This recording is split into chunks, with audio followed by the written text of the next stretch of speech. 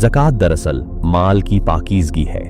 अल्लाह ताला कुरान में फरमाता है, उनके माल में से ज़कात ले लीजिए ताकि आप उसके ज़रिए उन्हें पाक और साफ कर दें। सूरह अत-तौबा आयत 103।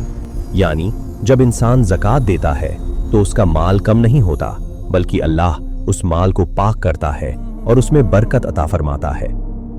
आमतौर पर ज़कात 40वां हिस्सा होती है, यानी 2.5%। अगर किसी इंसान के पास 1 लाख रुपए हों तो उसे सिर्फ 2,500 रुपए ज़कात देनी होगी। लेकिन ज़कात हर इंसान पर कब फर्ज होती है? रसूलुल्लाह मोहम्मद सल्लल्लाहु अलैहि वसल्लम ने फरमाया, जब तुम्हारे पास 200 दिरहम हो और उन पर 1 साल गुजर जाए तो उनमें ज़कात है। हदीस सुन्नन अबू दाऊद 1573। यानी उस वक्त के 200 दिरहम आज के हिसाब से लगभग 52 तोला चांदी के बराबर है। और जब इतना माल हो जाए और उस पर पूरा 1 साल गुजर जाए तो ज़कात फर्ज हो जाती है। कुरान में साफ बताया गया है कि ज़कात किन लोगों का हक है। ज़कात तो सिर्फ फकीरों के लिए है, मिस्कीनों के लिए है, ज़कात के काम करने वालों के लिए है, गुलामों को आज़ाद कराने के लिए है, कर्जदारों की मदद के लिए है, अल्लाह के रास्ते में और मुसाफिरों के लिए है। सूरह अत-तौबा आयत 60।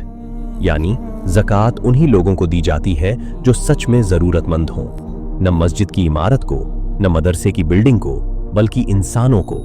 हाँ, अगर कोई गरीब इंसान हो, चाहे वो मस्जिद का इमाम हो या मदरसे का तालिब इल्म, तो उसे ज़कात दी जा सकती है।